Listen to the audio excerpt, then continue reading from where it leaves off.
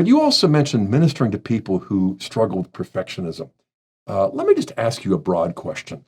What do you enjoy most about being a priest for the last 15, 16 years? That's a good question.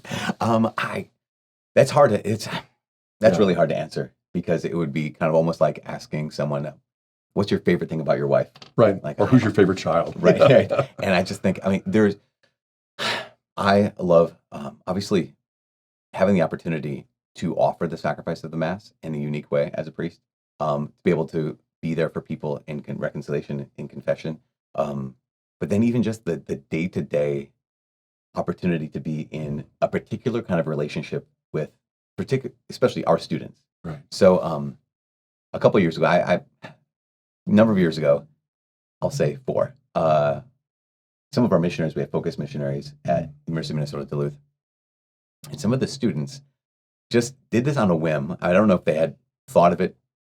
I don't know if they conspired. At one point, and I walked into the house because we have just a little Newman house. It's kind of a small place. And one of the missionaries said, "Hi, Dad."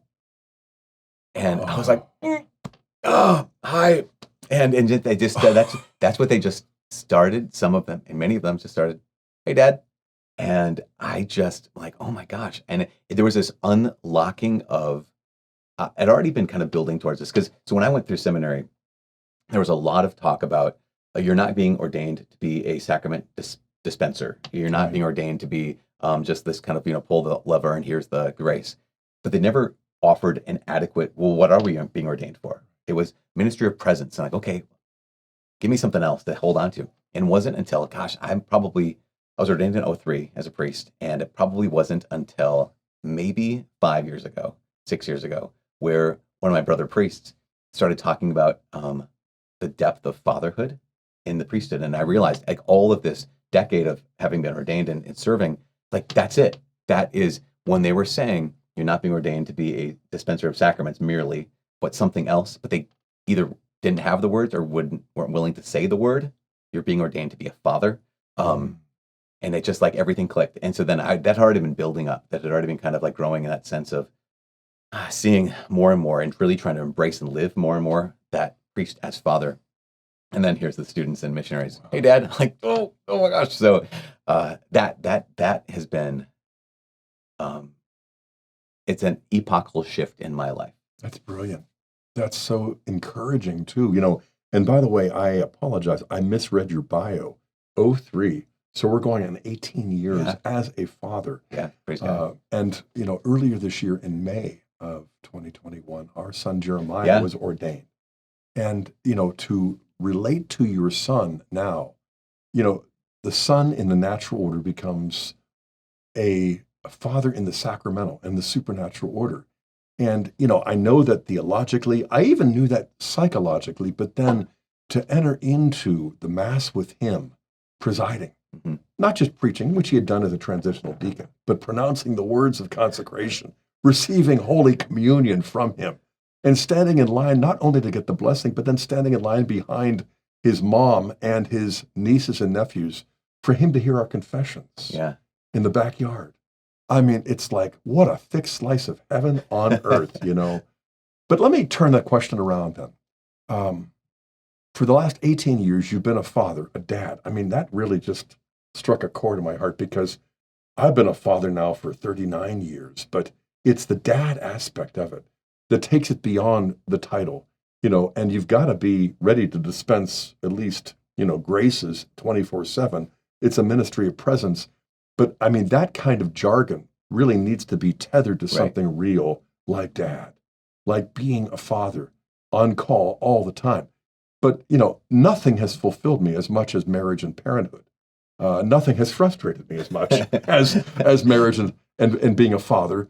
What have been the greatest challenges for you now as a sacramental father? Gosh, it's a good question because so last week we had our priest convocation or our clergy conference. So I was away for 3 days or so, and we had one of the Focus National chaplains, Father John is his name, and great guy, and it was so good that he was able to be there for our students. So I was gone, there was no mass, but Father John was there. It was awesome, and so he was meeting with students, doing some kind of one-off direction. Well, why not talk to the national chaplain of Focus and And he saw the arrangement we have for our Newman Center. So it is a split level home, and I live upstairs, and the rest of the house is basically open for students almost all the time. And so to highlight how there's a door that separates the small place that I live from the rest of the room, the rest of the house. And last year, 2 of our missionaries said that one of the things that gave them a lot of joy was when they were leaving after going out of our chapel is a 2-car garage that's been transformed into a chapel. So it's a kind of a small operation. Makeshift. We do our best. Yeah.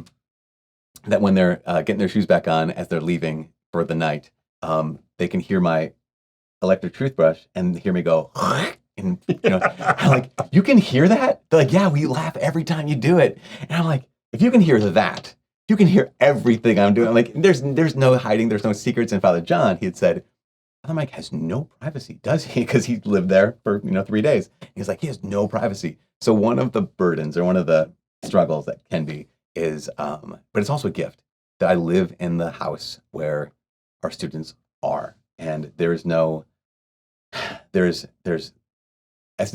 place to go that's away from them. It's a constant reminder when I go to bed. Maybe there's some still out, in the chapel. There's some still downstairs doing some homework. When I get up, there might be someone already who's, coming in to pray early, and it's just it's always there. But that's gift and struggle, Yeah. Well, I mean, I want to turn it around and say, well, welcome to my world. Yeah, exactly. Yeah, I know. As a father, we don't have a rectory. No, you don't know place to That's right. And I'm sure I don't want to know what they've heard from me over all of these many years.